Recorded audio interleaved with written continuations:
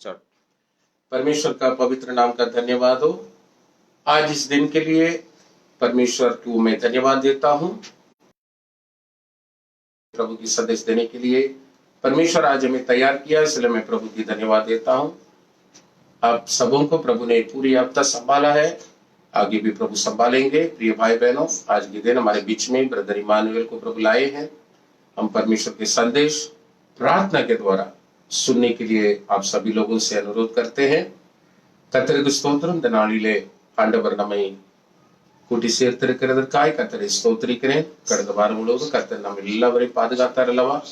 இந்த நாளிலே கர்த்தருடைய செய்தியை கொண்டு வர தேவன் கிருபை செய்கிறார். கர்த்தருடைய தாசன் பிரதர் இமானுவேல் இந்த நாளிலே கர்த்தருடைய செய்தி நமத்தில் கொடுக்க வந்திருக்கிறார்கள். கர்த்தருடைய பிள்ளைகள் எல்லாரும் ஜெபத்துடன் இந்த செய்தியை கேட்டு ஆசீர்வாதம் பெறும்படியாய் கர்த்தருடைய நாமத்தில் வேண்டிக் கொள்கிறேன்.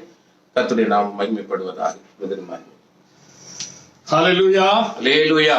இந்த அருமையான பரிசுத்தமான ஓய்வு நாளின் இந்த காலை வேளையிலே உங்கள் யாவரை சந்திப்பதிலே நாங்கள் மன மகிழ்ச்சியா இருக்கிறோம்.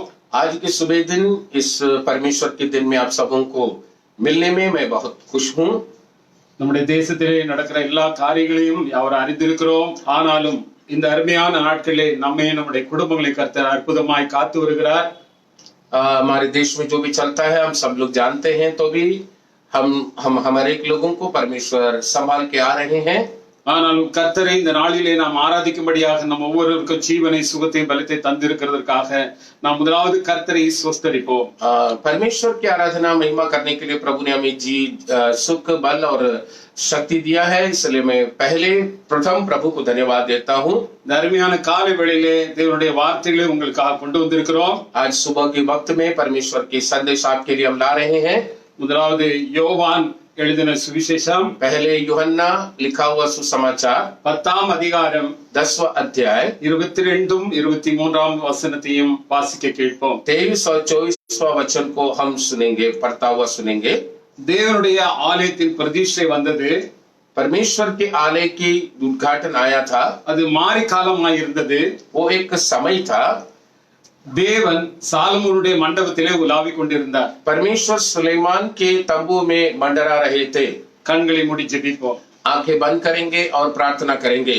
எங்களை அதிகமாய் நேசிக்கிற எங்கள் அன்பின் ஆண்டவரே, हमें अधिक प्रेम करने वाला हमारा प्रेमी परमेश्वर, இந்த காலை வேளையிலே எங்களோடும் எங்கள் ஜனத்தோடு பேசுகிற இந்த நல்ல வார்த்தைகளுக்காக நன்றி इस செலுத்துகிறோம். सुबह के समय हमसे और हमारे लोगों से तो बात करता हुआ तेरे अच्छे बातों के लिए धन्यवाद देते हैं. நீர் ஆதியும் அந்தமுமானவரப்பா, आप आदि है और आप अंत है प्रभु. இந்த அருமையான நாளை உமக்கென்று நீ நியமித்து எங்கள் ஒவ்வொருவரையும் உடைய சமத்திலே கூட்டி சேர்த்தீரே, அதற்காக நாங்கள் நன்றியோடு உம்மை आज ஸ்தோத்திரிக்கிறோம். के दिन परमेश्वर नियुक्त करके हम सबको आपके चरणों में इकट्ठा करके लाया करके हम धन्यवाद देते हैं. நீர் கொடுக்கக்கூடிய இந்த வார்த்தைகளுக்காக நன்றி செலுத்துகிறோம். आप देने वाले इस शब्द के लिए, वचन के लिए धन्यवाद देते हैं. மனுஷருடைய சத்தத்தை அல்ல, உம்முடைய சத்தத்தை கேட்க கர்த்தர் கிருபை செய்வீராக. इंसान की आवाज नहीं, तेरी आवाज सुनने के लिए हमें सहायता कर. எங்களை உம்முடைய சமத்திலே எங்களை தாழ்த்துகிறோம். हमें आपके हाथों में अधीन करते हैं. பெரிய காரியங்களை செய்யும் बड़े काम आप कीजिए प्रभु. இயேசு கிறிஸ்துவின் இனிய இன்ப நாமத்தில் ஜெபிக்கிறோம் நல்ல பிதாவே. यीशु मसीह के प्यारा मीठे नाम से प्रार्थना करते हैं, प्यारे पिता. நாம் வாசிக்க கேட்ட இந்த வசனத்திலே हमने जो पढ़ा हुआ इस वचन के अंदर 3 காரியங்களை குறித்து பார்க்கிறோம். 3 विषयों के बारे में हम देख रहे हैं. ஒன்று தேவாலயத்தின் பிரதிஷ்டை நாளாய் இருக்கிறது. एक है परमेश्वर के दिन के उद्घाटन का दिन है. அந்த காலங்கள் அந்த நேரங்கள் மாரி காலமாய் இருக்கிறது என்று வேதம் சொல்லி இருக்கிறது. वो जो समय था एक अनोखा समय था करके बाइबल में लिखा हुआ है. அந்த சூழ்நிலையிலே இயேசு கிறிஸ்து சாலமோனுடைய மண்டபத்திலே உலாவிக் கொண்டிருந்தார். उस समय में प्रभु यीशु मसीह सुलेमान के उस तंबू में मंडला रहे थे. இயேசு கிறிஸ்து அந்த மண்டபத்திலே ஜனங்களோடு பேசும்படியாக, ஜனங்களோடு உலாவும்படியாக, ஜனங்களை விசாரிக்கும்படியாக அந்த மண்டபத்திலே உலாவிக் கொண்டிருந்தார். लोगों से बात करने के लिए, लोगों से मिलने के लिए प्रभु यीशु मसीह वहां मंडला रहे थे. அந்த நாட்கள் மாரி காலமாய் இருந்தது என்று வேதம் சொல்லுகிறது. उस समय एक मारी समय था करके प्रभु का वचन कहता है. சகரியாவின் புஸ்தகத்திலே 10ஆம் அதிகாரம் 1வது வசனம் சொல்லுகிறது. जकरिया की पुस्तक 10वां अध्याय 1वां वचन ऐसा कहता है,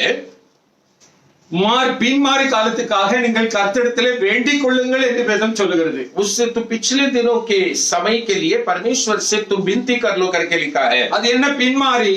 वो क्या है? वो पिछले दिन அப்போஸ்தலருடைய காலத்திலே அந்த மேலறையிலே 120 பேர் கூடியிருந்த போது அது முன்மாறி மழை போல அபிஷேகம் அவர்கள் மேல் இறங்கிற்று.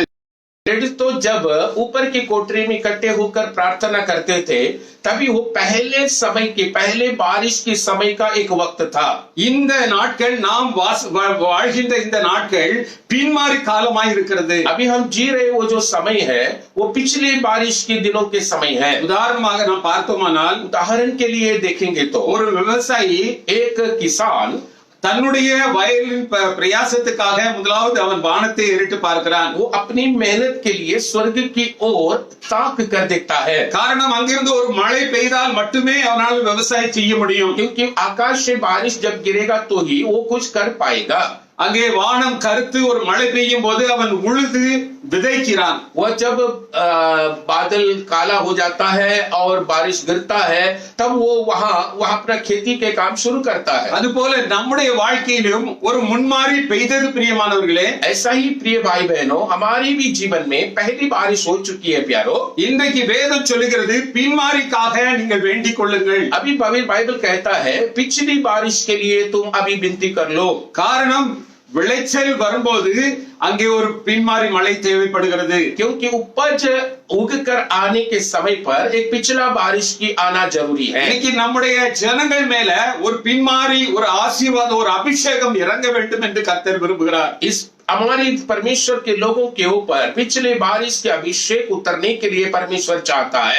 நம்மேல் அப்படிப்பட்ட ஒரு அபிஷேகம் இறங்க வேண்டுமானால் அந்த பின்மாரிக்காக நாம் கர்த்தரை நோக்கி ஜெபிக்க வேண்டும் பிரியமானவர்களே. ऐसे का अभिषेक हमारे अंदर उतरना है तो परमेश्वर को देख के प्रार्थना करना चाहिए प्यारो. இந்த அருமையான நாட்களிலும் इन प्यारे दिनों के अंदर 1 கொரிந்தியர் पहले कोरिन्थियों 3ஆம் அதிகாரம் 3वां अध्याय 16-17 வசனம் சொல்லுகிறது. उसका 16-17 वचन कहता है, நீங்கள் தேவனுடைய ஆலயமாய் இருக்கிறீர்கள். तुम जानते नहीं कि तुम परमेश्वर के मंदिर हो. ஒருவன் தேவனுடைய ஆலயத்தை கெடுத்தால் और कोई अगर परमेश्वर के मंदिर को नष्ट करेगा தேவன் அவனை கெடுப்பார். परमेश्वर उसे नष्ट करेगा. நீங்களே தேவனுடைய ஆலயம். तुम ही परमेश्वर का मंदिर हो. இன்னைக்கு நம்முடைய ஆலயம் பிரதிஷ்டை பண்ணப்பட போகிறது பிரியமானவர்களே. आज हमारा मंदिर उद्घाटन किया जाने वाला है. நாம் ஊர்களிலே தேசங்களிலே பார்க்கிறோம். हम हमारे गांवों में देशों में देखते हैं கட்டடமாக கட்டப்பட்ட தேவனுடைய ஆலயத்துக்கு வருஷந்தோறும் ஒரு பிரதிஷ்டை பண்டிகை கொண்டு வருகிறார்கள். बांधा गया हुआ मकान जैसे जो परमेश्वर के मंदिर है उसको हर साल एक जैसे कि एक त्योहार जैसा मनाया जाता है. இன்று ஆண்டவர் நம்மையும் தேவனுடைய ஆலயமாக வைத்திருக்கிறார். परमेश्वर आज हमें भी उसका मंदिर बनाया है. நம்முடைய வாழ்க்கையில ஒரு பிரதிஷ்டை கர்த்தர் எதிர்பார்க்கிறார். हमारे जीवन में भी परमेश्वर उस उद्घाटन उस नया रूप को देखना चाहता है.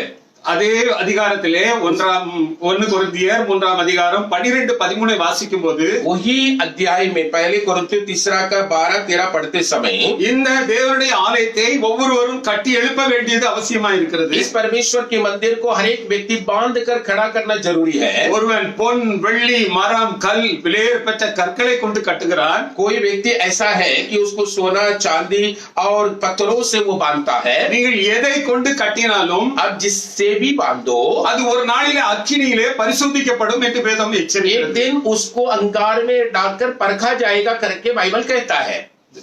தேவன் நம்மிடத்தில் விரும்புகிற காரியம், परमेश्वर हमसे चाहता हुआ बात है, நீ ஆவிக்குரிய இந்த தேவனுடைய ஆலயத்தை கட்டி எழுப்பும்போது आत्मिक के परमेश्वर के मंदिर को तू बांध कर जब उसे खड़ा करते हो உன்னுடைய விசுவாசத்தினாலே तेरे विश्वास के द्वारा உன்னுடைய நம்பிக்கையினாலே तेरे भरोसे के द्वारा உன்னில் இருக்கிற திவ்ய சுபாவங்களின் மூலமாக हमारे अंदर है वो दिव्य स्वभावों के द्वारा தேவன் தந்த கிருபையின் மூலமாக परमेश्वर ने दिया हुआ उस कृपा वरदान के द्वारा நீ இந்த ஆலயத்தை கட்டி எழுப்பினால் तुम इस मंदिर को बांधकर खड़ा करोगे तो இந்த ஆலயம் நிச்சயமாக ஒரு நாளிலே பிரதிஷ்டை செய்யப்படும் பிரியமானவர்களே. ये मंदिर एक दिन निश्चय उसका उद्घाटन किया जाता है. எசேக்கியேல் 43ஆம் அதிகாரம் 12ஆம் வசனம் சொல்லுகிறது, एजेकियल 30 का 12वां वचन कहता है, தேவனுடைய ஆலய பிரதிஷ்டையின் பிரமாணம்னு ஒண்ணு இருக்கிறது. परमेश्वर की मंदिर का उद्घाटन करने का एक नियम व्यवस्था है।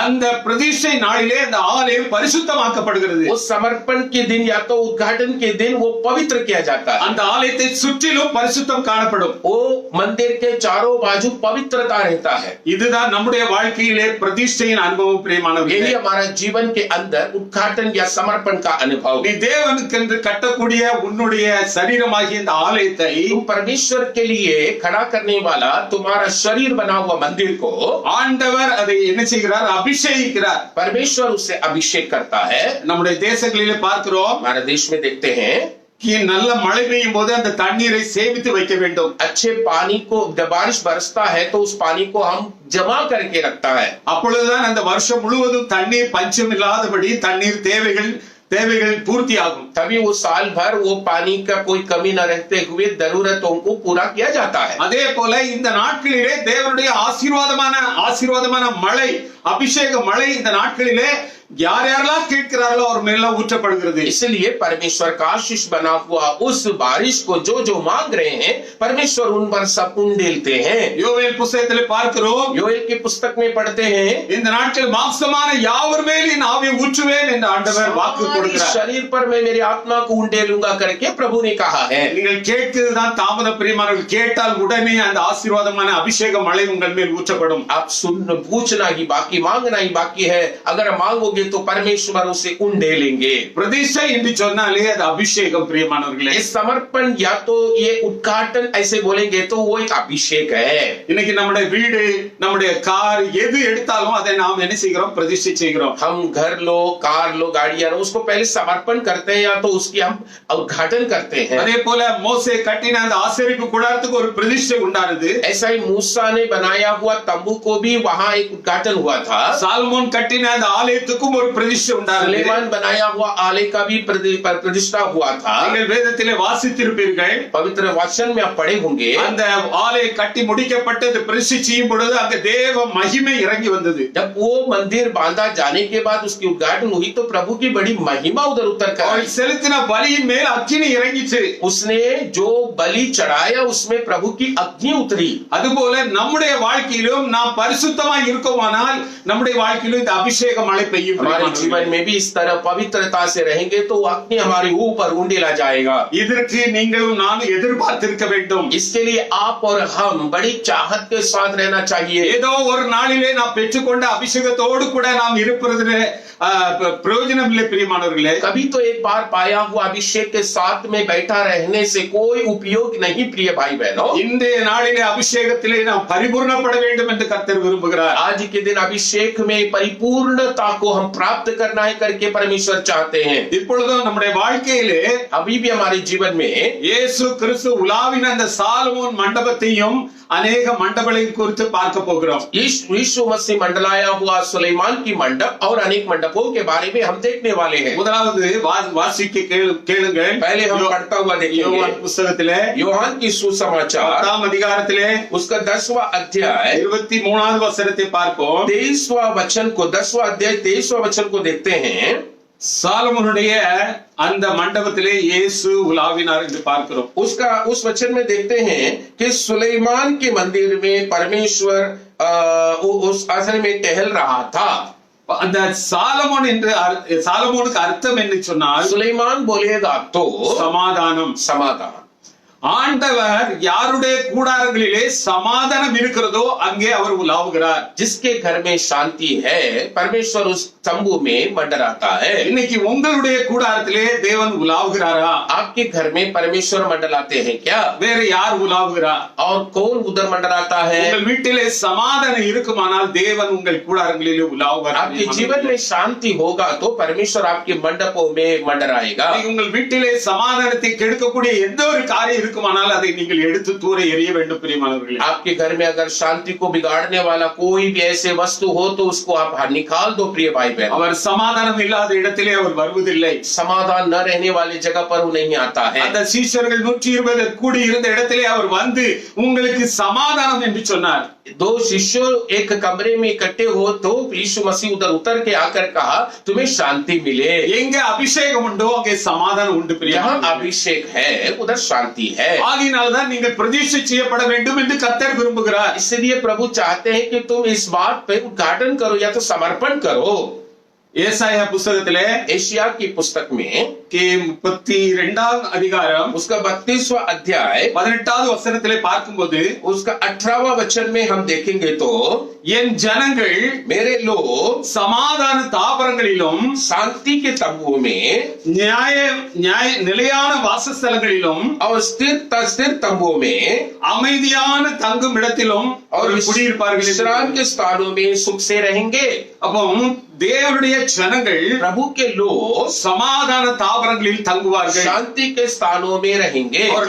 அவர்கள் இருக்கிற வீடு, वे लोग उनका जो घर होगा, வேலை செய்கிற இடங்கள், वो लोग काम करता हुआ जगह जो होगा, और தொழில் செய்கிற இடங்கள், उनके नौकरी करता हुआ जगह जो होगा, அவர்கள் ஆராதிக்க வருகிற ஆராதனை கூடத்திலும் கூட आराधना करता हुआ जगह में भी சமாதானம் உண்டாயிருக்கும். பிரியமானவர்களே, उधर शांति रहेगा। கர்த்தர் முதலாவது உங்கள் வாழ்க்கையிலே சமாதானத்தை எதிர்பார்க்கிறார். परमेश्वर पहले आपके जीवन में शांति की चाहत रखा है। உங்கள் வீட்டிலே சமாதானம் இருக்கும் என்றால் நீங்கள் சாலமோனுடைய மண்டபத்திலே இருக்கிறீர்கள் என்ற அர்த்தம். आपके घर में शांति हो तो आप सुलेमान के तंबू में हो, ऐसा अर्थ होता है। இரண்டாவதாக பார்க்கிறோம், दूसरा देखते हैं அப்போஸ்தலர் प्रेरितों के काम 3ஆம் அதிகாரம் 11வது வசனம். तीसरा अध्याय का 11वां वचन में हम देखते हैं அங்கே वहां குணமாக்கப்பட்டவர்கள், जो चंगा पाए हुए हैं, விடுவிக்கப்பட்டவர்கள், छुटकारा पाए हुए हैं, விடுதலை ஆனவர்கள், वो छुटकारा मिले हुए जो लोग हैं, அப்போஸ்தலர்கள் प्रेरित जो है அங்கே உலாவுகிறார்கள். वहां मंडराते हैं। அந்த இடத்திலே தேவன் இருக்கிறார். उस जगह में परमेश्वर है। இவர்களும் சாலமோனுடைய மண்டபத்திலே உலாவிக் ये கொண்டிருக்கிறார்கள். लोग भी सुलेमान के उस मंडप में टहल रहे हैं। பேதுருவும் யோவானும் அந்த மண்டபத்திலே இருந்தார்கள். पतरस और यूहन्ना उस मंडप में थे। அந்த மண்டபத்தை ஒட்டி உள்ள அந்த अलंकार वासलंडीले और सप्पाड़ी काणपट्टान। जब उस मंडप को लगे हुए सुंदर कहलाता हुआ एक फाटक वहां एक लंगड़ा बैठा था। அவனை சுகமாக்கின உடனே அவன் ஓடி சாலமோன் மண்டபத்துக்கு வந்தான்। वो जब चंगा पाया तो वो तुरंत वहां से सुलेमान के मंडप में दौड़ कर आया। பிரியமானவர்களே, प्रियो, உங்களிடத்தில் ஆண்டவர் எதிர்பார்க்கிறது, परमेश्वर आपसे जो चाहते हैं, நீங்கள் விடுதலை பெற்று आप छुटकारा पाकर போதர்கள் என்ற சொல்லக்கூடிய அப்போஸ்தலர்கள் இருக்கக்கூடிய இடத்துக்கு நீங்க வர வேண்டும்। जहां प्रभु के दास लोग हैं, वहां जो प्रेरितों हैं, वहां उस आता हुआ मंडप में आना चाहिए। இன்னொரு வசனம் சொல்லுகிறது, और एक वचन कहता है, அப்போஸ்தலர் 5:12 பார்க்கிறோம், प्रेरितों का 5:12 में देखते हैं, அங்கே அற்புதங்களும் அடையாளங்களையும் அந்த மண்டபத்திலே கண்ட ஜனங்கள் பிரமித்து ஒருமனப்பட்டு கூடினார்கள் என்று வேதம் சொல்கிறது। बहुत चिन्ह और अद्भुत काम को लोगों ने देखकर सुलेमान के उस मंडप में वो सारे में इकट्ठे हो गए थे। இரண்டாவது ஆண்டவர் எதிர்பார்க்கிறது ஒரு மனதை எதிர்பார்க்கிறார்। दूसरा वह परमेश्वर चाहते हैं एक मन को। இன்னைக்கு உங்க வீட்டுக்குள்ள ஒரு மனம் இருக்கிறதா? आज आपके जीवन में आपके घर में एक मन है क्या? புருஷன் மனைவிக்குள்ளே பிள்ளைகளுக்குள்ளே ஒரு மனம் காணப்படுகிறதா? पति पत्नी के बीच में बच्चों के बीच में एक मन है क्या? அப்ப இந்த ஒரு மனம் வேண்டுமானால் நீங்கள் விட்டு கொடுக்க வேண்டும் பிரியமானவர்களே। इस एक मन अगर आपको होना है तो आप इस बात के लिए तैयार होना है। தமிழ்ல ஒரு பழமொழி உண்டு, तमिल में ऐसा एक कहावत है, விட்டு கொடுத்தவர்கள் கெட்டு போனதில்லை, जो इसके लिए त्याग किए हैं वे लोग कभी भी नाश नहीं हुए, கெட்டு போகிறவர்கள் ஒருபோதும் விட்டு கொடுப்பதும் இல்லை। और जो नाश हुए हैं वो कभी त्याग नहीं किए हैं। இன்னைக்கு நீங்கள் ஒருவர் விட்டு கொடுத்தால், एक दूसरे को आप त्याग करेंगे तो त्यागी बनकर रहेंगे। நீங்கள் இந்த சாலமோனுடைய மண்டபத்திலே தேவன் உலாவுறக்கூடிய இடத்திலே நீங்கள் காணப்படலாம்। सुलेमान के उसारे में या मंडप में आप लोग आकर रहते हुए रहेंगे। ஒருத்தர் விட்டு கொடுக்காதிருந்தால், एक दूसरे को हम अगर त्याग के नहीं चलेंगे, प्यार करके नहीं चलेंगे तो உங்கள் வீடுகளிலே தேவன் உலாவ முடியாது பிரியமானவர்களே। आपके घर में परमेश्वर मंडरा नहीं पाएंगे। இன்று நீங்கள் சிந்திக்க வேண்டியது, अब ध्यान करने की बात है, இயேசு உங்கள் கூடாரங்களிலே உலாவாது இருந்தால், यीशु आपके घर में अगर नहीं टहलेगा तो இன்று நீங்கள் ஒரு மனதோடு கூட உங்கள் வீட்டில் இல்லை என்ற அர்த்தம் பிரியமானவர்களே। आप एक मन के साथ परमेश्वर में नहीं हो करके अर्थ होता है। நீங்கள் யாரையாவது ஒருவரை ஒருவர் குற்றம் சாட்டி வாழ்க்கையிலே நீங்கள் இன்னும் பிரச்சனைகளை உண்டாக்காதபடி, आप किसी के ऊपर एक दूसरे को दोष देख कर जिंदगी में और प्रश्नों को बढ़ाने वाला न बने।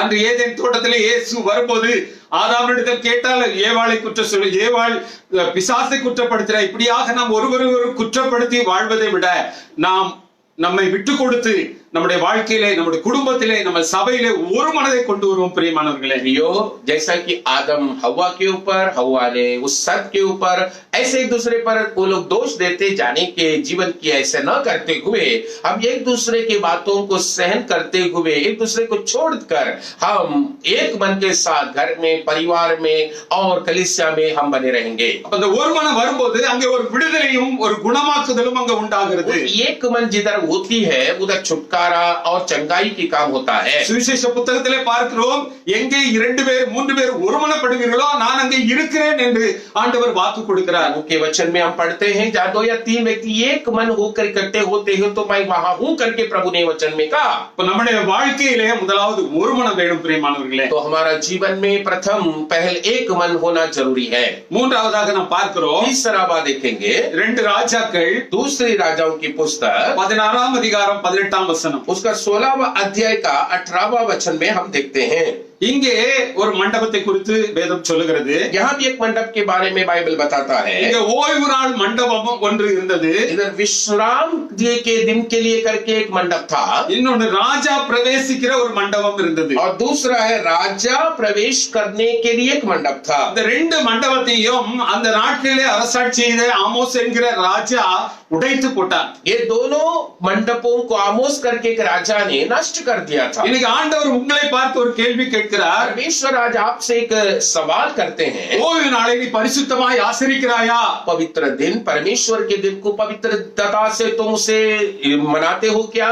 சிலர் ஓய்வு நாளிலே அசட்டை பண்ணி தங்களுடைய வீட்டிலே சொந்த பந்தங்கள் வந்தா அன்னைக்கு ஓய்வு நாளிலே கர்த்தருடைய ஆலயத்துக்கு வருவதே இல்லை. कुछ लोग पवित्र परमेश्वर के दिन को, पवित्र दिन को मेहमानों घर में आ जाएंगे तो बस उस दिन का सारा परमेश्वर के लिए वो दिन मनाना बंद कर देते हैं. ஆண்டவர் சொல்லுகிறார், परमेश्वर बताते நீ हैं ஓய்வு நாளை பரிசுத்தமாய் तू परमेश्वर के दिन को पवित्रता से அது மகிமையாய் எண்ணுவாயானால் और उसको महिमा पूर्वक मनाओगे तो உன் குடும்பம் மன மகிழ்ச்சியாய் இருக்கும் என்று ஆண்டவர் வாக்கு கொடுக்கிறார். मेरे परिवार खुशी से रहेगा करके बाइबल प्रभु वायदा देते हैं. நீ எத்தனை நாட்கள் ஓய்வு நாளை அசட்டை பண்ணி இருக்கிறாய்? कितने दिन ऐसे हुआ है कि तू पवित्र दिन को अशुद्ध किए हो. ஓய்வு நாளை பரிசுத்தமாய் நீ ஆசரிக்காவிட்டால் நீ பரிசுத்த குலைச்சல் ஆக்குகிறாய் என்று வேதம் நம்மை எச்சரிக்கிறது. पवित्र वचन कहता है पवित्र दिन को पवित्रता से नहीं मनाओगे तो तुम अशुद्धता की काम करते हो.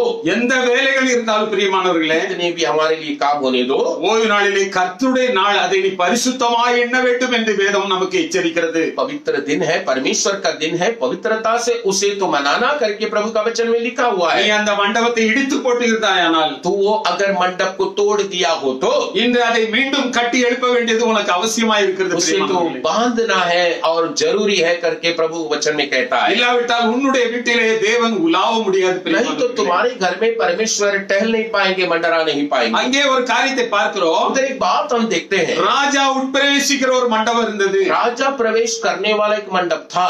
இந்த நாளிலே உங்கள் வீட்டிலே இந்த ராஜாதி ராஜாவாகிய இயேசு உலாவுகிறாரா? आज के दिन आपके घर में राजाओं का राजा बना हुआ यीशु मंडराते हैं क्या? சங்கீதம் 24:7 வரை பார்க்கிறோம். भजन संहिता 24 में हम इस तरह पढ़ते हैं. அந்த ராஜா யார் என்று அங்கே பார்க்கிறோம். वो राजा कौन है करके हम देखते हैं. और மகிமையின் ராஜா, वो महिमा का राजा है. அவர் சேனைகளின் கர்த்தராமே என்று வேதம் वो சொல்லுகிறது. सेनाओं का यहोवा ही है करके लिखा है. அந்த ராஜாதி ராஜா वो राजाओं का राजा உங்கள் வீட்டுக்குள் பிரவேசிக்க முடியாதபடி आपके घर में प्रवेश कर न पाने जैसा நீங்கள் அதை இடித்து போட்டு இருப்பீர்களானால் उसे तोड़ दिए हैं तो இன்று நீங்கள் அதை கட்டி எழுப்ப வேண்டியது वो அவசியம். मंडप को आपको बांधना जरूरी होगा. அன்றைக்கு இஸ்ரவேலி அரசாண்ட அந்த ராஜா எதற்காக இதை இடித்தான் என்றும் வேதம் சொல்லி இருக்கிறது. इसराइल पर राज किया हुआ राजा ने उस मंडप को क्यों तोड़ा है करके भी लिखा है. அசீரிய ராஜாவின் நிமித்தம் அதை உடைத்து போட்டான் என்று பார்க்கிறோம்.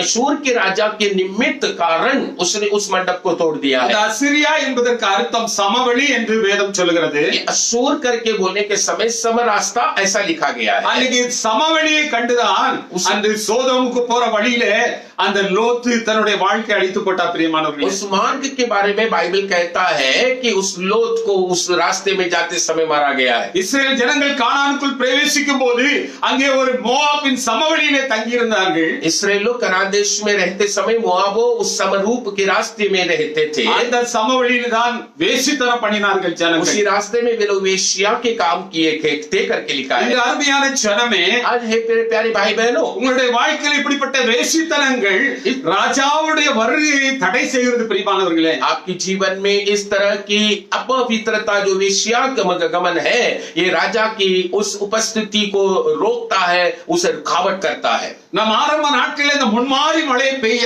நம்ம அபிஷேகத்தை பெற்றிருக்கும் போது, पहले बारिश के अभिषेक को हम जब पहले आरंभ दिनों में पाए हैं, அன்றைக்கு ஒன்றும் இல்லாது இருந்தது. तब कुछ नहीं थी.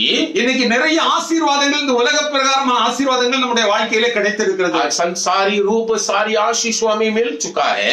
நல்ல ஆசீர்வாதங்கள் அன்றைய நாளிலே கிடைக்கும் போது நாம் ஓய்வு நாளை அசட்டை பண்ணுகிறோம் பிரியமானவர்களே. अच्छे बातों को दुनिया से मिलने के बाद में पवित्र दिन को हम अशुद्धता कर देते हैं. இன்று ஆண்டவர் அந்த ஓய்வு நாள் மண்டபத்தையும் ராஜா உட்பிரவேசிக்கிற மண்டபத்தையும் கட்டி எழுப்பும்படி உங்களை கேட்டுக்கொள்கிறார். राजा उस पवित्र दिन के लिए उस मंडप को बांधने के लिए पवित्र परमेश्वर मांग रहा है. நீங்கள் கட்டி எழுப்புவீர்களா? आप क्या उसे बांध के खड़ा करोगे? வெளிப்படுத்தலை பார்க்கிறோம், ஒருவன் சத்தத்தை கேட்டு கதவை திறந்தால் நான் அவனோடு கூட भोजन பண்ணுவேன். प्रकाशित वाक्य पुस्तक में हम पढ़ते हैं कि कोई अगर मेरी आवाज खटखटाता हुआ आवाज सुने तो मैं उस दरवाजा खोले तो मैं उसमें प्रवेश करूंगा. ஒவ்வொரு நாளும் உங்களுடைய வீட்டுக்கு கதவை கர்த்தர் தட்டிக்கொண்டே இருக்கிறார். हर एक दिन परमेश्वर आपकी द्वार को खटखटा रहा है. அந்த சேனையின் கர்த்தர் வாசம் பண்ணும்படி, அவர் உள்ளே வரும்படி நீங்கள் கதவை திறப்பீர்களா? उस सेनाओं का यहोवा आपके अंदर वास करने के लिए क्या आप दरवाजा खोलेंगे क्या? அடுத்ததாக ஒரு மண்டபத்தை பார்ப்போம். अगला और एक मंडप के बारे में पढ़ते हैं. மத்தேயு எழுதின சுவிசேஷம் मत्ती की सुसमाचार 26ஆம் அதிகாரம் 26वां अध्याय 71ஆம் வசனம். 71वां वचन 26 का 71. இங்கே வாசல் மண்டபத்திலே பேதுரு நின்று கொண்டிருந்தான். इधर ऐसा लिखा गया है कि द्वार में पतरस खड़ा था करके लिखा है. இது डेवड़ी में गया दूसरी दासियों का पढ़ेंगे. பிரதான ஆசாரியனுடைய வாசல் மண்டபம். ये महायाजक की मंडप है करके हम देखते हैं. இந்த மண்டபத்திலே நின்று கொண்டுதான் பேதுரு இயேசுவை மறுதலிக்கிறார் इस பிரியமானவர்களே. मंडप में खड़े होकर ही पतरस यीशु मसीह को इनकार करता है. நீ நிற்க வேண்டிய இடம் சாலமோனுடைய மண்டபம் பிரியமானவர்களே. जो मंडप में खड़ा रहना है उस सुलेमान का मंडप ही है. சமாதானத்தின் தேவன் உன் வீட்டிலே உலாவ வேண்டியது பிரியமானவர்களே. शांति का परमेश्वर तेरे घर में टहलना है. ஒரு மனதோடு கூட தேவனை ஆராதிக்க வேண்டிய நீங்கள், एक ही मन के साथ आराधना करने चाहिए वाले आप இன்று நீங்கள் மறுதலிக்கிற ஒரு வாழ்க்கையிலே வாழ்ந்து கொண்டிருக்கிறீர்கள். परमेश्वर को इनकार करता हुआ जिंदगी जी रहे हो. பேதுரு இயேசுவோடு கூட நடந்த சீஷன் பிரியமானவர்களே. पतरस यीशु के संग में चला हुआ एक शिष्य है. ஆனால் அவன் அபிஷேகத்துக்கு முன்பாக இப்படிப்பட்ட காரியங்கள் அவன் வாழ்க்கையிலே நடந்தது. परंतु उसके जीवन में अभिषेक प्राप्त करने के पहले ऐसे संभव हो गया है. பின்பு இயேசு அவனை அபிஷேகித்த பின்பு அவன் அந்த சாலமோனுடைய மண்டபத்திலே அற்புதங்களை நடத்தினான். परमेश्वर ने उसको अभिषेक करने के बाद वो सुलेमान की मंडप में अद्भुतों के कामों में लगे रहा. ஆகையால் பிரியமானவர்களே, इसलिए प्यारो, நீங்கள் இந்த அபிஷேகம் இல்லாதபடி, ஒரு பிரதிஷ்டை இல்லாதபடி வாழ்வீர்களானால், अभिषेक के बिना या तो इस समर्पण के बिना अगर अपनी जीवन को आप करते हो तो சமயங்கள் வரும்போது நீங்கள் இயேசுவை மறுதலிப்பீர்கள் பிரியமானவர்களே. समय जब आएगा तो आप वो व्यक्ति बनोगे जो यीशु को इनकार करके चलोगे. அந்த பேதுரு அபிஷேகம் பண்ணப்பட்ட போது, जब पतरस अभिषेक पाया, அவன் எத்தனையோ குஷ்டரோகிகள், எத்தனையோ வியாதிஸ்தர்களை குணமாக்கினான் பிரியமானவர்களே. उसके द्वारा कितने तो बीमारियां रोगों को चंगा किया गया था. அவன் போகும்போது அவனுடைய நிழல் பட்டாலே அநேகர் சுகமடைந்தார்கள். चलते समय उसकी छाव को जैसे जिसको लगा तो अनेक लोग चंगा पाया. இன்னைக்கு தேவனுடைய அபிஷேகம் ஒவ்வொருவர் மேல் இறங்கும்படியாக ஒவ்வொருவரும் நாம் ஜெபிக்க வேண்டும் பிரியமானவர்களே. परमेश्वर के अभिषेक हम हर एक पर उंडेला जाने के लिए हम प्रार्थना करना है प्यारो. அந்த காரியத்துக்காக எபிரேயர் 6ஆம் அதிகாரம் 6ஆம் வசனத்தை பார்க்கும்போது, इब्रानियों की पुस्तक में जब हम 6वां अध्याय का 6वां वचन को पढ़ते हैं, தேவனை மறுதலிப்பவர்கள், परमेश्वर की जो इनकार करते हैं, மறுபடியும் அவர்களை என்ன செய்ய முடியாது, புதுப்பிக்க முடியாது என்று வேதம் சொல்லியிருக்கு. उसमें ऐसा लिखा है कि अगर ऐसा कोई भटक जाए तो उनको कभी भी कलंक करे तो उनको कभी नया नहीं किया जाएगा। காரணம் மறுதலிக்கிறவர்கள் क्योंकि जो इनकार करते हैं இயேசுவை மறுபடியும் சிலுவையிலே அறைகிறபடியினால் परमेश्वर को दोबारा क्रूस पर वो चढ़ाते हैं, इसलिए அவரை திரும்பவும் அவமானப்படுத்துகிறபடியினால் उनको दोबारा अपमानित करने के कारण அவர்கள் தங்கள் வாழ்க்கையை மீண்டும் புதுப்பிக்க கூடாத காரியம் என்று வேதம் எச்சரிக்கிறது பிரியமானவர்களே। उनके जीवन को दोबारा वे लोग रूपांतर नहीं कर पाएंगे करके बाइबल कहता है। நீ இன்று இயேசுவை மறுதலிக்கிறாயா? क्या आज तेरी जिंदगी यीशु को इनकार करने में है क्या? எத்தனை பேர் ரகசியமாக குடித்துக் கொண்டிருக்கிறார்கள்? कितने लोग चुपके चुपके पी रहे हैं, दारू पी रहे हैं। எத்தனை பேர் தம்பாக்கு போட்டுக் கொண்டிருக்கிறார்கள்? कितने लोग तंबाकू डाल रहे हैं। எத்தனை பேர் தன்னுடைய பழைய மனுஷனாகிய அந்த சுபாவத்துக்குள்ளே தெரியாத ரகசியமாக செய்து கொண்டிருக்கிறார்கள்? जूने इंसान जो स्वाभाविक रहता है वैसे अपने जीवन को चुपके से कर रहे हैं। தங்களுக்கு கொடுக்கப்பட்ட மனைவி புருஷனை விட்டு அடுத்தவர்கள் கூட போகிறவர்கள் எத்தனை பேர் இருக்கிறார்கள்? अपनी पत्नी को धोखा देने वाले, जो कि दूसरे औरतों के पीछे जाने वाले लोग बनते हैं। மனுஷர்களை ஏமாத்தி விடலாம் பிரியமானவர்களே। इंसानों को इस तरह तू फंसा दोगे प्यारो। உங்கள் இருதயத்தை ஆராய்ந்து சோதித்து அறிகிற இயேசுவை நீங்க ஒரு நாளும் என்ன செய்ய முடியாது, ஏமாற்ற முடியாது। परंतु तेरे मन को बराबर परख कर जांचने वाला परमेश्वर को कभी भी तू फंसा नहीं पाओगे। இன்று நீங்கள் அந்த மறுதலிக்கிற மண்டபத்திலே நிற்கிறீர்களா? आज आप उस इनकार करने वाली मंडप में तेरे कदम लगे हुए हैं क्या? இன்று நீங்கள் உங்களையே ஆராய்ந்து பார்க்க வேண்டிய நல்ல ஒரு நேரம் பிரியமானவர்களே। ये तुम अपने आप को परख कर देखने का अच्छा एक समय है। இந்த நாட்களிலே நீங்கள் உங்களை சுத்திகரிப்புக்கு ஒப்புக் கொடுப்பீர்களானால், आज इस दिन में आप अपने आप को पवित्रता के लिए सौंपोगे तो உங்கள் வாழ்க்கையில ஒரு அபிஷேகம் இறங்கும் பிரியமானவர்களே। आपके जीवन पर एक अभिषेक उतरेगा। சபைகளிலே அநேக முறை வருஷத்தில் எத்தனையோ முறை சுத்திகரிப்புக்காக எழுப்புதலுக்காக கூட்டங்களை ஆயத்தப்படுத்துகிறார்கள்। कलिसिया में कितने तो बार ऐसे सभाओं का आयोजित किया जाता है कि वो लोग जागृत हो और लोग पवित्र हो जाए। ஆனாலும் நீங்கள் இன்றும் மறுதலிக்கிற ஒரு வாழ்க்கைக்குள் இருப்பீர்களானால், वो भी तेरी जिंदगी, आपकी जिंदगी इनकार करता हुआ स्थिति पर ही है तो உங்கள் வாழ்க்கை ஒரு பரிதாபமாக முடியும் பிரியமானவர்களே। ये आपकी हालत बड़ी दुख की होगा करके बताना चाहता हूँ। இன்னொரு மண்டபத்தை குறித்து பார்ப்போம்। और एक मंडप के बारे में देखेंगे। 1 ராஜாக்கள் पहले राजाओं की पुस्तक 7ஆம் அதிகாரம் उसका 7वां अध्याय 7ஆம் வசனம் பிரியமானவர்களே। उसका 7वां वचन को हम लिखकर देखेंगे। இங்கே சாலமோன் ஒரு நியாய விசாரணை மண்டபத்தை உண்டாக்குகிறான்। इधर सुलेमान न्याय निवाड़ करने के लिए एक मंडप बनाता है। அவன் அந்த ஜனங்களை நியாயம் விசாரிக்கிறதற்காக ஒரு மண்டபத்தை உண்டாக்கி இருந்தார்। उसने न्याय का ओसारा या तो न्याय का एक मंडप उसने बनाया था। இந்த மண்டபத்தில் இயேசு ஒரு நாள் வரமாட்டார்। इस मंडप में यीशु कभी नहीं आता। இன்று நிறைய பேருடைய வீடு ஒரு கோர்ட் போல காணப்படுகிறது। अनेक लोगों का घर एक कोर्ट के समान हो गया है। ஒருத்தர் வாக்குவாதம் பண்ணி சண்டையிட்டு அவர்கள் தங்களுடைய குடும்பத்தில் இருக்கிற எல்லா சமாதானத்தை இழந்து காணப்படுகிறார்கள்। एक दूसरे से झगड़ा करते हैं और बकवास करते हैं और इस तरह घर के अंदर माहौल बिगाड़ के रखते हैं। எத்தனையோ முறை ஆண்டவரிடத்திலிருந்து நன்மை பெற்றுக்கொண்ட ஜனங்கள், कितने तो बार ऐसा हुआ है कि प्रभु से उनको भलाई मिला हुआ है, விடுதலை பெற்றுக்கொண்ட ஜனங்கள், करा मिला है, குணமாக்கப்பட்ட ஜனங்கள், चंगे पाए हुए लोग हैं। ஒருவர் வாக்குவாதம் பண்ணி சண்டையிட்டு வீட்டிலே சமாதானத்தை கெடுத்து विवाद को बढ़ाते हुए घर के अंदर झगड़ा को पैदा करके वे लोग अशांतता में हैं। எனக்கு ஒரு குடும்பத்தை தெரியும்। मैं एक परिवार को जानता हूँ। ஒரு சர்ச்சுக்கு பக்கத்திலே ஒரு 10-15 குடிசை வீடுகள் இருந்தது। एक कलीसिया था, वहाँ आजू बाजू में 10-12 झुपड़ियां थी। அந்த குடிசை வீடுகளுக்கு அடுத்தாலே கல்லறை தோட்டம்। उस झुपड़ियों के बाद में वहाँ कब्रिस्तान था। அந்த குடிசையிலிருந்து எப்போதும் சத்தம் கேட்டுக்கொண்டே இருக்கும்। वो झोपड़े के अंदर से हमेशा आवाज आती थी। அங்கே ஒரு புருஷனும் மனைவியும் ஒரே ஒரு அருமை மகனும் உண்டு। वहाँ एक झोपड़े के अंदर पति पत्नी और एक बेटी ऐसा रहते थे। அந்த மனுஷன் பயங்கரமான ஒரு குடிகாரனா இருந்தார்। वो आदमी जो था बड़ा पियक्कड़ था। குடித்து வெறித்து வந்து வீட்டிலே பயங்கரமா சண்டையிடுவார்। वो पीता था, घर आता था और बहुत झगड़ा मचाता था। அவருடைய மனைவி குடிப்பதில்லை, उसकी पत्नी पीती नहीं थी, ஆனால் அவனோடு வழக்காடுவாள் பயங்கரமா। तो बहुत झगड़ालू थी। அந்த மகள் சின்ன மகள் குட்டி மகள் வளர்ந்து வளர்ந்து ஒரு 9ஆம் கிளாஸ் படிக்கிறாள். वो छोटी बेटी उनका जो था बढ़ के 9वीं कक्षा तक पढ़ी है. அப்பா கிட்ட எவ்வளவோ சொல்லி பார்த்தா அப்பா கேட்கவே இல்ல. पिताजी से कितने बार उसने विनती करके देखी परंतु पिताजी बिल्कुल नहीं सुनता है. அவன் குடித்து அடிக்கடி ரோட்ல விழுந்து கிடப்பான். वो हमेशा पीते थे और जाके रोड में कहीं पड़ा रहते थे. மகளும் தாயும் கடன் சென்று அவனை கொண்டு வருவார்கள். माँ और बेटी उस पिताजी को उठाकर लेकर घर में आते थे. அம்மாவும் அந்த புருஷனோட அந்த மனைவியும் சண்டை பயங்கரமா சண்டை போடுவாங்க. उसको वो माँ और पिता ये दोनों आपस में मियाँ बीवी बहुत झगड़ा करते थे.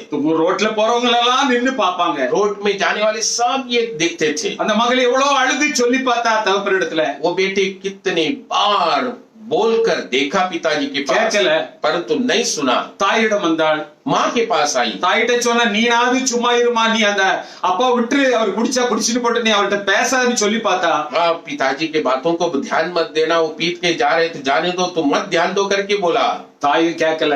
माँ भी नहीं सुनी. அவள் படிக்கும் போது கூட படிக்கிற பிள்ளைகள் எல்லாம் அவளை கேவலமா பேசினாங்க. पढ़ने वाली बेटी है तो जब पढ़ती है तो उसके दोस्तों सब इस बात की करते हुए उसकी निंदा करते थे. ஒரு நாள் அவள் ஒரு முடிவு எடுத்தாள். एक दिन ऐसा हुआ कि एक निर्णय उसने ली. தற்கொலை செய்து கொண்டாள். खुदकुशी कर ली. அப்ப அந்த குடும்பமே பயங்கரமான ஒரு சூழ்நிலைக்குள் தள்ளப்பட்டது. अब वो परिवार बड़ी भयंकर परिस्थिति पर आ पहुंचा. அவளை கொண்டு இந்த கல்லறை தோட்டத்தில் அடக்கம் பண்ணி விட்டார்கள். वे लोग ने उस बेटी के शव को उस कब्रिस्तान में दफनाया. ஒரே மகளையும் பறி கொடுத்த அந்த குடும்பம், एक की बेटी थी उसको भी खोया हुआ ये परिवार. பகல் முழுவதும் அந்த தாய் கல்லறையிலே கிடந்து அழுவாள். दिन भर वो माँ उस कब्रिस्तान में जाती थी, उस बेटी की कब्र में जाकर रोती थी. ராத்திரி முழுவதும் தகப்பன் போய் அந்த கல்லறை தோட்டத்தில் அழுது கொண்டிருப்பான். और रात भर वो लड़की की पिताजी उस कब्रिस्तान में जाकर रोते थे. பிரியமானவர்களே, प्रियो, நீங்க முடிந்த பிறகு அழுது பிரயோஜனம் இல்லை. பிரியமானவர்களே, सब कुछ खत्म होने के बाद रो के कुछ फायदा नहीं. நீங்க ஆண்டவர் உங்களை எச்சரிக்கிறார். परमेश्वर आपको इस बात की चेतावनी देता है. எத்தனையோ குடும்பத்துல பிள்ளைகள் ஏன் இந்த குடும்பத்துல வந்து நாங்க பிறந்தோம்னு நினைச்சு வேதனைப்படுறாங்க. इतने तो परिवार के अंदर बच्चों के अंदर ऐसे एक दिल आ गया है, क्यों हम ये परिवार में हमारा जन्म हुआ करके सोचते हैं. காரணம் என்னன்னா நான் உனக்கு ஒண்ணு குறைஞ்சது இல்லைன்னு சொல்லி ஒருவர் ஒரு விளக்காடுகிற காரியங்களில் क्योंकि उनके घर के अंदर मैं तुझसे कमी नहीं हूं बोलकर झगड़ा करता हुआ स्थिति है. நீங்கள் இன்று ஆண்டவருடைய சம்மத்திலே உங்களை தாழ்த்த வேண்டியது அவசியமா இருக்கு. आज ऐसा वक्त आ गया कि आप प्रभु के हाथों में अपने आप को नम्र करो. நீங்க யாரையும் நியாயம் பேசாதீங்க, நியாய விசாரணை பண்ணாதீங்க. किसी के ऊपर अपनी न्याय की हाथ नहीं बढ़ाओ. இயேசு சுவிசேஷத்தை அறிவித்துக் கொண்டிருக்கும் போது परमेश्वर सुसमाचार को जब ही प्रचार करते थे,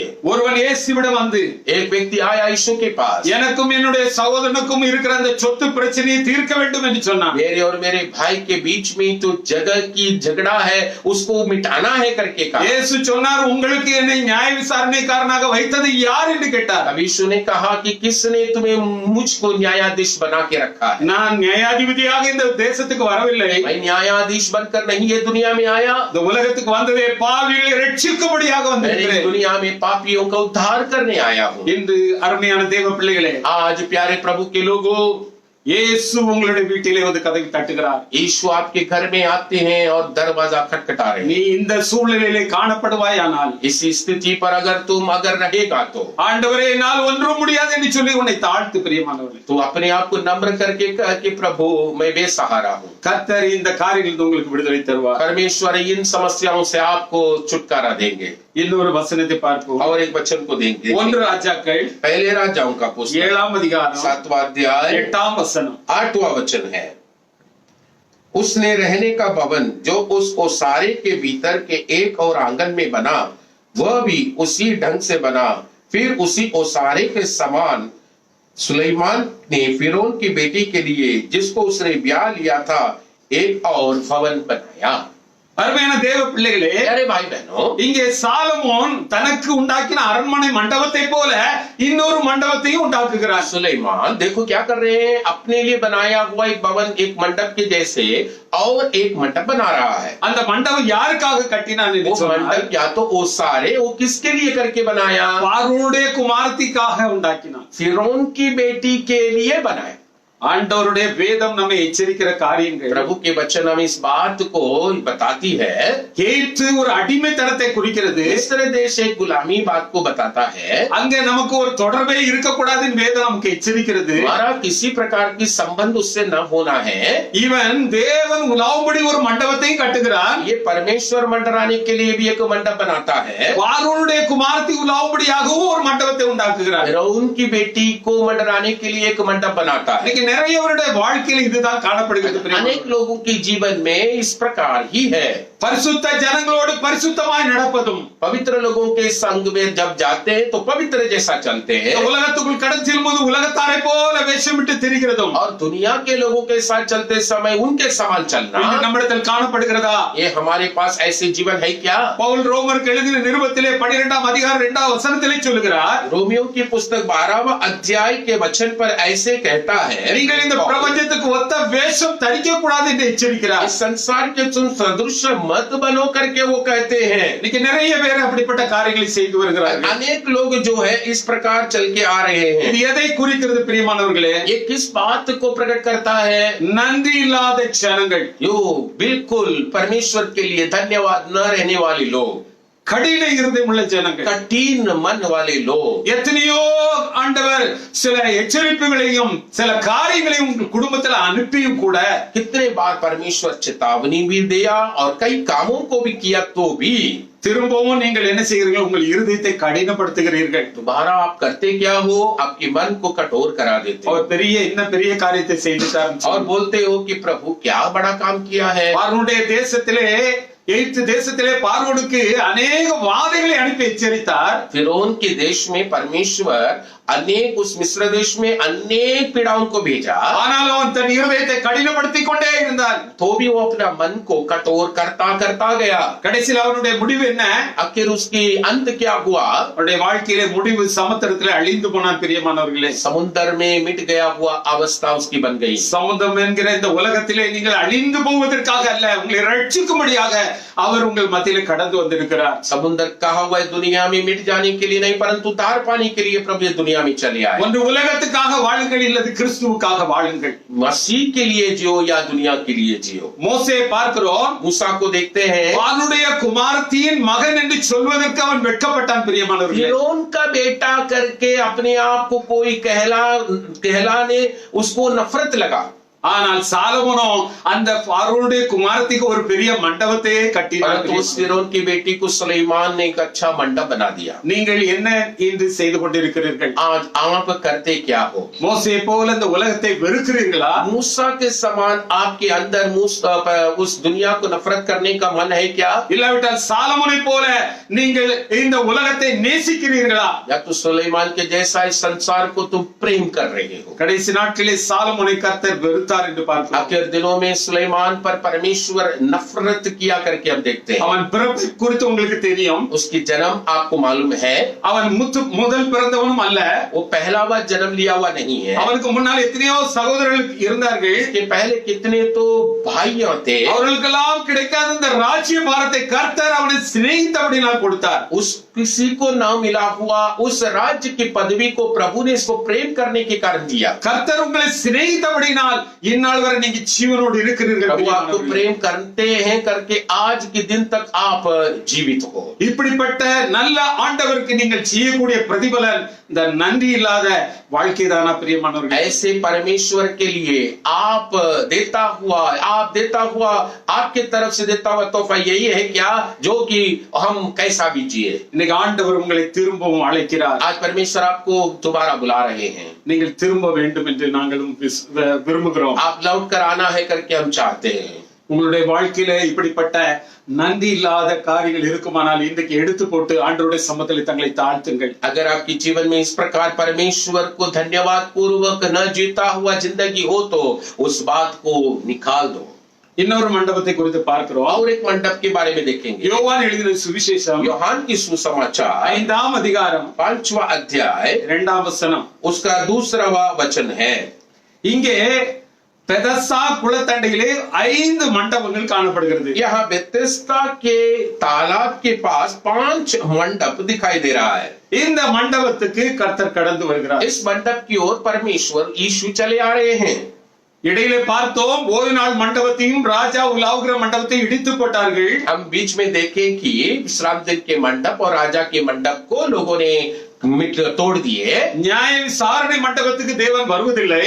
न्याय निवाड़ करने वाले मंडप में प्रभु नहीं आता. பார்வோனுடைய குமாரத்தின் மண்டபத்திலே தேவன் உலாவுவதில்லை. फिरौन की बेटी की मंडप में प्रभु नहीं मंडराता. தேவன் இங்கே என்றால் சமாதானத்தில் உலாவுகிறார். परमेश्वर कहाँ है? शांति की मंडप में मंडराते हैं. ஒருமனப்பட்ட ஜனங்கள் மத்தியிலே உலாவுகிறார்.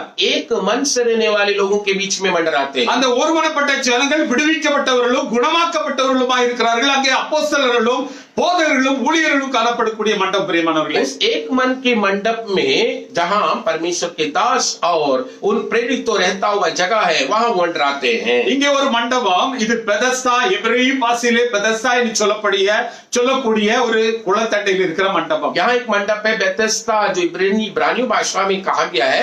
वैसे कहा हुआ एक मंडप इधर देखते हैं जो तालाब के पास है. பெதஸ்தா என்றால் இரக்கத்தின் வீடு. बेथेस्दा कहेंगे तो दया की घर है. நீங்க எல்லாரும் இன்னைக்கு பெதஸ்தாவிலே தான் வந்து கூடுகிறீர்கள். अब सभी लोग आज आकर बेथेस्दा में ही आप इकट्ठे होते हो. தேவனுடைய இரக்கத்துக்குள்ளாக காணப்படுகிற நீங்கள், प्रभु की दया के अंदर मिलने वाले हम, இந்த இரக்கத்தை பெற்றிருக்கிறீர்களா? ये दया की आप प्राप्त किए हैं क्या? இந்த பெதஸ்தா குளத்தை சுற்றிலும் 5 மண்டபங்களிலும் யார் காணப்படுகிறார்கள்? ये बेथेस्दा के चारों ओर जो मंडप है उसमें कौन है? उसमें लिखा है यरूशलेम के बेड़ फाटक के पास एक कुंड है जो इब्रानी भाषा में बेथेस्दा कहलाता है. उसके 5 ओसारे हैं करके लिखा है. इनमें बहुत से बीमार, अंधे, लंगड़े और सूखे अंग वाले पानी के हिलने की आशा में पड़े रहते थे. இங்கே ஒரு கூட்ட ஜனங்கள், एक भीड़ ऐसा लोग थे. 5 மண்டபங்களிலும் நிரம்பி இருக்கிறார்கள். ये 5 मंडपों में भरे हुए हैं. இவரெல்லாம் எழுப்பி நடக்க முடியாத ஜனங்கள், ये लोग उठकर चल ना पा सकने वाले लोग हैं. சப்பானிகள், उसमें लंगड़े हैं, குருடர்கள், अंधे हैं குறியின் அவயமுடையவர்கள் और सूखे अंग वाले हैं. இப்படிப்பட்ட வியாதியஸ்தர்களால் நிரப்பப்பட்ட இந்த 5 மண்டபங்களிலே, ऐसे बीमार से भरे हुए 5 मंडपों के अंदर இந்த குளத்தை ஒரு தூதன் கலக்குவான். एक दूध आकर उस पानी को हिलाते थे. அந்த நேரத்தில் முதல் யார் இறங்குவார்களோ அந்த வியாதியஸ்தன் எப்பேற்பட்ட வியாதியா இருந்தாலும் சுகமடைவான். तब को जो भी उस पानी में कूद जाता था तो जो भी कितने बड़ा बीमारी वो चंगा हो जाता था. அந்த குளத்தண்டையில இயேசு கடந்து வருகிறார். उस तालाब की किनारे यीशु मसीह आते हैं. जैसा ये हम சொல்லுகிறோம், சேனையின் கர்த்தர் என்று அவருக்கு ஒரு இரக்கத்தின் தேவன் என்று பெயர். और सेनाओं का परमेश्वर को एक और नाम है, वो दया का परमेश्वर है. அந்த இரக்கத்தின் தேவன் நம்முடைய ஜனங்களை சந்திக்கும்படி அந்த இடத்துக்கு கடந்து வருகிறார். दया का परमेश्वर अपने लोगों को मिलने के लिए उस स्थान पर आते हैं. ஒரு நாளிலே நீயும் இப்படிப்பட்ட ஒரு சூழ்நிலையிலே காணப்பட்டாயே. एक समय में तुम भी तुम्हारी जीवन इस स्थिति में रहा हुआ था ना. கடன் பிரச்சனைகள் ஒரு பக்கம், एक बाजू में तुम्हारे ऊपर कर्ज की बोझ, ஒரு பக்கம் உன்னுடைய போராட்டக்காரர்கள், துன்மார்க்கர்கள் உன்னை சூழ்ந்து கொண்ட ஒரு நேரம், और एक जगह में लोगों के द्वारा सताया जाता हुआ हाल, வியாதிகளின் மத்தியிலே, बीमारी के बीच में, எத்தனையோ சூழ்நிலைகளிலே நீ திக்கற்றவனாக நிலையற்றவனாக அலைந்து கொண்டிருந்தாய். ऐसे कितने तो भयंकर परिस्थिति में बेकार होकर अस्थिरता के साथ तुम अपनी जीवन बिताए. உன்னை கர்த்தர் தம்முடைய இரக்கத்தினாலே கொண்டு வந்தாரே. तुम्हें अपने प्रभु दया से लेकर आए ना. முன்மாறி அந்த மழை என்ற அபிஷேகத்தை தந்தாரே. पहले बारिश की वो अभिषेक प्रभु ने तुम पर उंडेला ना. இந்த எல்லாவற்றையும் இழந்து நிற்கிறாயே. आज सब कुछ खोए हुए बैठे हो. இந்த உன் வீட்டிலே சமாதானம் இல்லையே. आज तुम्हारे घर में शांति नहीं है, ஒரு மனம் இல்லையே, एक मन नहीं है. இன்று நீ உன்னுடைய வாழ்க்கையில என்ன இருக்கிறது பிரியமானவர்களே? आज तुम्हारे जीवन में क्या है प्यारो? இந்த இரக்கத்தை பெற்றுக்கொள்ள மீண்டும் கடந்து வா. ये दया को तू हासिल करने लौट कर चले आ. ஏராளமான பேர் அந்த குளத்தண்டையிலே அந்த மண்டபத்திலே காத்திருந்தார்கள். अनेक लोग उस तालाब के किनारे में आकर इंतजार करते ஆனால் ஒரே ஒருவனை தேடி இயேசு வந்தார். परंतु एक ही व्यक्ति को ढूंढ कर यीशु उधर आए।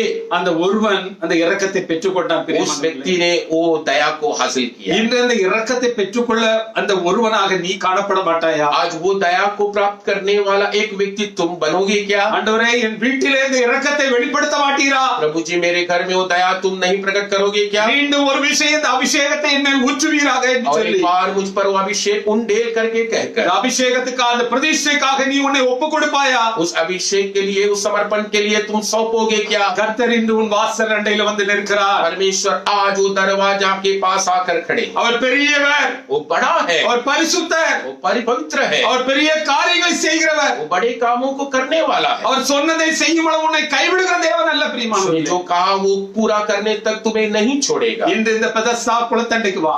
आज ये बेदस्ता तालाब के किनारे आ। நீ ஆராதிக்கிற அந்த ஸ்தலம் பெதஸ்தா என்று சொல்லப்படுகிறது. तो आराधना करता हुआ जगह वो बेदस्ता करके कहा गया। அந்த இடத்திலே உனக்கு இரக்கம் உண்டு பிரியமானவர்களே. वहां तेरे लिए दया है प्यारो। அந்த இடத்துக்கு வா. वो जगह में तू चले आ। அசட்டை பண்ணாதே. उसके लिए तू इनकार मत कर। உன்னுடைய சபையிலே உனக்கு ஒரு இரக்கம் உண்டு तेरे பிரியமானவர்களே. कलीसिया में तेरे लिए दया है। அந்த இரக்கத்தை பெற்றுக்கொள்ள நீ பயப்பட வேண்டும் என்று ஆண்டவர் விரும்புகிறார். वो दया को तू प्राप्त करने के लिए तुम चले आना है। கர்த்தருக்கு பயப்படும் பயம் உன்னிடத்தில் இருக்கிறதா? प्रभु का भय तेरे अंदर अगर होगा तो இந்த அருமையான நாளிலே इस प्यारा दिन में கர்த்தர் உன் வீட்டிலே உன் சபையிலே உலாவ விரும்புகிறார். परमेश्वर तेरे घर में तेरे कलीसिया में मंडराना चाहता உன் है। பிள்ளைகள் மத்தியிலே உலாவ तेरे விரும்புகிறார். बच्चों के बीच में मंडराना चाहता है। இன்னைக்கு உன் பிள்ளைகள் மத்தியிலே உலாவ விரும்புகிறார். तेरे बच्चों में वो मंडराना चाहता உன் है। புருஷன் மனைவி மத்தியிலே உலாவ விரும்புகிறார். तेरे पति पत्नी के बीच में मंडराना चाहता விட்டு है। கொடு. तू समर्पण कर, ஒரு மனம் கொண்டு வா. एक मन के लिए जगह दे। இந்த கர்த்தர் பெரிய காரியங்களை செய்வார் आज प्रभु பிரியமானவர்களே. बड़े काम तेरे लिए कर। கர்த்தர் ஏன் உலாவ விரும்புகிறார்? क्यों प्रभु मंडराना चाहता है? ஏதேன் தோட்டத்திலே ஏன் உலாவினார்? एदेन के बगीचा में परमेश्वर क्यों टहलने आते थे? ஒவ்வொருடைய வளர்ச்சியையும் அறிய வேண்டும் அவருக்கு. हर एक बातों की खबर लेना है। ஒருவருடைய வீழ்ச்சியையும் அவர் அறிய வேண்டும். हर एक की गिरने की अवस्था भी वो जानना है। அவர்களுக்கு கற்றுக் கொடுக்கும்படி, उनको सिखाने के लिए, அவர்களுக்கு போதிக்கும்படி उनको समझाने के लिए கர்த்தர் நம் மத்தியிலே உலாவ விரும்புகிறார். परमेश्वर हमारे बीच में टहलना चाहता है। உபாகமம் उपदेश 23ஆம் அதிகாரம் व्यवस्था विवरण 23वां अध्याय 14ஆம் வசனம் சொல்லுகிறது. उसके 14वां वचन कहता है, அவர் உங்களை ரட்சிக்கும்படியாக உங்கள் மத்தியிலே உலாவுகிறார். वो तुम्हें उद्धार करने के लिए, छुड़ाने के लिए तुम्हारे बीच में वो मंडरा रहा है। உங்களுடைய சத்துருக்களை உங்கள் கையில் ஒப்பு கொடுக்கும்படி அவர் உங்கள் மத்தியிலே உலாவுகிறார். तेरे दुष्ट शत्रुओं को तेरे हाथों में सौंपने के लिए वो मंडरा रहा है। அவர் ஏன் உலாவ வேண்டும் என்று நீங்க கேட்டா, वो क्यों मंडराना है करके तुम पूछोगे तो நீங்கள் அறியாத சத்துருக்கள் ஏராளம் உங்களுக்கு பின்னா இருக்கிறாங்க. तुम न जानता हुआ अनेक शत्रुओं तुझे घेरा हुआ है। மாம்சீக போராட்டங்கள், शारीरिक तकलीफें, பிசாசுடைய அந்தகார கிரியைகளுடைய போராட்டங்கள், शत्रुओं के अंधकार की तकलीफें, இப்படிப்பட்ட சூழ்நிலையிலிருந்து உங்களை விடுவிக்கவும் அந்த சத்துருக்களை உங்கள் கையில் ஒப்பு கொடுக்கவும் அவர் உங்கள் மத்தியில் ऐसी உலாவுகிறார். स्थिति में रहने वाले लोगों से तुझे बचाने के लिए, शत्रुओं से तुझे हटाने के लिए प्रभु तेरे बीच में मंडराता है। மோசேயிடம் ஆண்டவர் சொன்னார், मूसा के पास प्रभु ने कहा, இஸ்ரவேலுடைய பாளையம் வேண்டும், इस्राएल के सारे तंबुओं के में जगह में मैं मंडराना है। நான் அவர்களை ரட்சிக்கும்படியாக, मैं उन्हें उद्धार करने के लिए, நான் அவர்களை பாதுகாக்கும்படியாக उन्हें छुड़ाने के लिए நான் அங்கு உலாவ வேண்டும். मुझे वहां टहलना है। ஆகையினால் பாளையம் அசுசிப்படாதபடி பரிசுத்தமாய் காணப்பட வேண்டும் என்று அவர் எச்சரிக்கிறார். इसलिए वो तंबू अपवित्र ना, अशुद्ध ना हो, पवित्रता से रहना है करके प्रभु ने चाहा। பாளையம் எப்படி இருந்தாலும் ஆண்டவர் உலாவ மாட்டார் பிரியமானவர்களே. तेरे तंबू कैसा भी हो तो प्रभु उधर नहीं मंडराएगा। அந்த பிரதிஷ்டைக்கு என்று நீ உன்னை பரிசுத்தப்படுத்த வேண்டியது அவசியமாய் समर्पण किया जाने के लिए तुम अपने आप को पवित्र करना है। அப்படி நீ செய்வாயானால் ऐसे तुम करोगे तो நீ உன் வாழ்க்கையிலே ஆசீர்வாதத்தை, அந்த அபிஷேகத்தை பெற்றுக்கொள்வாய். तुम आशीष और उस अभिषेक को प्राप्त करोगे। எந்த மாதிரியான ஆவிகள் உன்னுடைய வீட்டுல உலாவுகிறது? कौन से तरह की आत्मा तेरे घर में मंडराता है? சிலர் சொல்லுவாங்க, எங்க வீட்டுல ஏதோ ஒரு இருட்டு அப்படியே உலாவுறது மாதிரி தெரியுது, ஏதோ ஒரு மனுஷன் உலாவுற மாதிரி தெரியுதுன்னு சொல்லுவாங்க. कुछ लोग बोलते हैं कि इंसान इधर उधर भटकता हुआ मुझे लग रहा है। இயேசு உலாவாவிட்டால் परमेश्वर टहला नहीं तो உன் வீட்டுல பிசாசுதான் உலவும். मेरे घर में शैतान ही अपना कब्जा लेता रहेगा। இந்த மாதிரியான இருதய கடினங்களை விட்டு விலக வேண்டும். इस प्रकार की मन की कठिनता से दूर हो जा। உன் இருதயத்தை கடினப்படுத்தி கொண்டே இருப்பாயானால் मेरे मन को कठोरता से भर के रखोगे तो தேவன் உங்கள் மத்தியில உலாவ முடியாது. परमेश्वर तुम्हारे अंदर मंडरा नहीं सकता। தாவீது தன்னுடைய சங்கீதம் 51 சொன்னது போல நீ உங்க கழுவுவதற்கு ஒப்பு கொடுங்க. 51 भजन संहिता में दावीद ने जैसा कहा वैसे अपने आप को प्रभु धोना है करके तुम समर्पण कर। நீ ஒப்பு கொடுப்பாயானால் वो समर्पण करोगे तो கர்த்தர் மீண்டும் உன் கூடாரத்திலே உலாவுவார். दोबारा परमेश्वर तेरे मंडप में मंडराएगा। தாவீது ஒரு இடத்துல உலாவிக் கொண்டிருந்தான். दावीद एक जगह में टहलने आया। அவன் தன்னுடைய அரண்மனையின் உப்பரிக்கையிலே உலாவிக் கொண்டிருந்தான். अपनी महल की ऊपरी स्थान पर वो टहल रहा था। அவன் சமுதாயத்தில் ஒரு பெரிய குற்றவாளியாக மாறினான். और समाज में बड़ा दोषी निकला। இன்னைக்கு உன் பிள்ளைகள் எங்க உலாவுகிறார்கள்? आज तेरे बच्चों कहाँ टहल रहे हैं? உன் புருஷன் உன் மனைவி எங்க உலாவிக் கொண்டிருக்கிறார்கள்? या पति हो या पत्नी हो कहाँ टहल रहे हो? தாவீதை போல சமுதாயத்தில் பெரிய ஒரு குற்றவாளியாக மாறும் முன்பதாக वो दावीद के समान समाज के सामने तो बड़ा दोषी बनने के पहले ஒருமனப்பட்டு एक मन होकर அந்த பெதெஸ்தாவிலே வந்து கூடுங்கள் பிரியமானவர்களே. बेथेस्दा में आकर इकट्ठे हो जाए। கர்த்தர் உங்களுக்கு இரக்கத்தை வெளிப்படுத்தட்டும். परमेश्वर तुम पर वो दया को प्रकट करे। பாபிலோனுடைய ராஜா நேபுகாத்நேச்சார் ஒரு நாளிலே அவன் அரண்மனையிலே உலாவிக் கொண்டிருந்தான். बाबिलोन का राजा नेबुकदनेस्सर एक महल पर टहल रहा था। எனக்காக கட்டின பாபிலோன் என்று சொல்லி मैंने बनाया हुआ ये महान बाबिलोन करके कहा। தன்னை மேன்மைப்படுத்தினான். अपने अंदर वो घमंड किया। மிருகமாக மாற்றப்பட்டான். वो जानवर करके बदल गया। நீங்க இந்த உலகத்துல आज इस दुनिया में ஒரு பெரிய குற்றவாளியாக அல்லது மிருகமாக மாறும் என்பதாக आप एक बड़ा जानवर के समान बदलने के पहले உங்களை ஆண்டவர் தம்முடைய பார்வையிலே கொண்டு வரும்படி உங்களை ஒப்பு கொடுக்கும்படி அவர் இந்த காலை வேளையிலே எச்சரிக்கிறார். परमेश्वर के चरणों में आपकी समर्पण आप करने के लिए सुबह के वक्त में परमेश्वर आपको चेतावनी दे। ஒருவேளை உன் பிள்ளைகள் புருஷன் யாராவது மிருகமா இருந்தா கூட आपका पति आपका जानवर के समान वो लोग இன்று கர்த்தர் அந்த இரக்கத்தை காண்பிக்கும்படி உன் வீட்டின் கதவை தட்டி கொண்டிருக்கிறார். பிரியமானவர்களே, दया को तुम्हारे घर में प्रभु प्रकट करने को चाहकर तुम्हारे घर की दरवाजा खटखटा रहा है। இந்த கர்த்தருடைய இரக்கத்தை பெற்றுக்கொள்ள ये प्रभु की दया को तो प्राप्त करने के நீ लिए என்னை ஒப்புக்கொடு. तो अपने आप को समर्पण कर। இந்த நாள் தேவனுடைய பிரதிஷ்டை நாள். ये दिन है जो परमेश्वर का लिए समर्पण करने वाला। தேவ ஆலயத்தின் பிரதிஷ்டை நாள் என்று வேதம் எச்சரிக்கிறது. परमेश्वर की आलय में तो अपने आप को समर्पण करने का समय। இதுதான் மாரி காலம் பிரியமானவர்களே. यही ये पहले இதுதான் தேவன் परमेश्वर मंडराता हुआ दिन है। இனி வரக்கூடிய நாட்கள் மிகவும் மோசமான நாட்கள். आने वाले दिनों भयंकर दिनों இந்த होंगे। உபத்திரவத்தின் நாட்களுக்கு முன்பதாகவே ये उपद्रव के दिनों के पहले இந்த எச்சரிப்பு எங்கக்கூடிய சுத்திகரிப்பு நாட்களிலே ये पवित्र होने के इस चेतावनी के दिनों में இந்த காலை வேளையிலே செய்தியை கேட்டுக்கொண்டிருக்கிற அருமையான தேவ பிள்ளையே, आज सुबह प्रभु के सदस्य நீ உன்னை தாழ்த்தி ஒப்பு கொடுப்பாயானால் नम्र होकर समर्पण करोगे तो உனக்கு ஒரு நாள் நிச்சயமா பிரதிஷ்டை உண்டு. एक दिन निश्चय तेरे लिए इसका समर्पण है। அந்த அபிஷேகம் உன்னை எங்க கொண்டு போ? பரலோகத்துக்கு கொண்டு போ. वो अभिषेक कहाँ लेके जाएगा? स्वर्गराज में लेके जाएगा। நிச்சயமாகவே உன் கிரியைகளுக்கு பலன் உண்டு. तेरी क्रियाओं के लिए निश्चय फल है। உன் நம்பிக்கை வீண் போகாது பிரியமானவர்களே. तेरा भरोसा कभी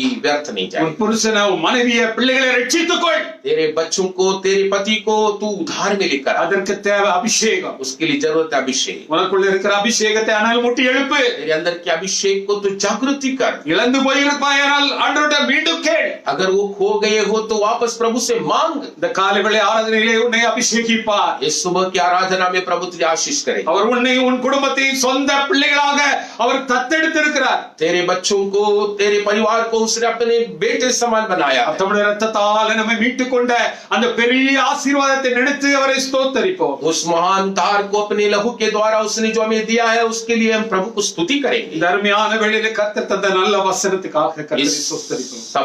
समय प्रभु हमें दिया हुआ अच्छे वचन के लिए प्रभु को हम धन्यवाद இந்த देंगे। வசனங்களின் மூலமாக நம்முடைய சபையின் குடும்பங்களை கர்த்தர் ஆசீர்வதிப்பார். इस वचन के द्वारा हमारे कलीसियाओं को परिवारों को प्रभु आशीर्वाद करें। ஆமென். आमीन। आइए हम प्रार्थना प्रार्थना करेंगे। हमारा प्रेमी परमेश्वर स्वर्गीय पिताजी, अंतिम दिनों के संदेशों के लिए हम आपको धन्यवाद देते हैं, विशेष करके प्यारे पिता ब्रदर इमानुएल के द्वारा आज प्रभु आपने हमें प्रकट करके दिया हुआ संदेश के लिए धन्यवाद। इन तंबुओं के बारे में हमने आज तेरे वचनों के अंदर से सुना प्रभु। सुलेमान के तंबू में वास करने को चाहता हुआ मेरा परमेश्वर, तू रहता हुआ तंबू की हाल कैसा है, तू न रहता हुआ तंबू की स्थिति कैसी है करके तू आज प्रकट करके दिया प्रभु जी। हमारे घर, हमारे जीवन, हमारा हालेलुया शरीर वो तंबू बने जहां परमेश्वर टहलता है, मंडराता है। ऐसे तंबू बनकर हम अपने आप को समर्पित करके जीने की कृपा सहायता हमारे हर एक लोगों को तो देने के लिए हम आपसे विनती और प्रार्थना करते हैं प्रभु, क्योंकि तू जल्दी आने वाला खुदा है, हमें ले जाने के लिए आने वाला परमेश्वर है। इसलिए इन दिनों में प्रभु जी हम सतर्क बनकर रहने की कृपा हमें देना प्रभु। विशेष करके आज इस सुबह की वक्त में तेरे संदेश को हर एक लोग सुनने के लिए तूने ये मौका हमें दिया है। प्यारे पिता, हम हमारे देश के लिए प्रार्थना करते हैं, हमारे नेताओं के लिए प्रार्थना करते हैं। इस समय पर प्रभु जी सारे दुनिया के हर एक देशों के लिए, वहां की स्थितियों के लिए प्रार्थना करते हैं। यीशु के नाम से प्रभु जी वो स्थितियों में तेरी हालेलुया हाथ बढ़ाया रखने के लिए मैं विनती करता हूं परमेश्वर। तो हालेलुया तेरी ओर से आने वाला निर्णय को कोई तोड़ नहीं सकता प्रभु। प्रभु जी हम ये चाहते हैं कि कितनी तो मृत्यु हो रही है प्रभु, अब मेरे परमेश्वर उनको मृत्यु से बचाए के रख प्रभु जी, उनको उस मृत्यु से छुड़ा ले प्रभु जी।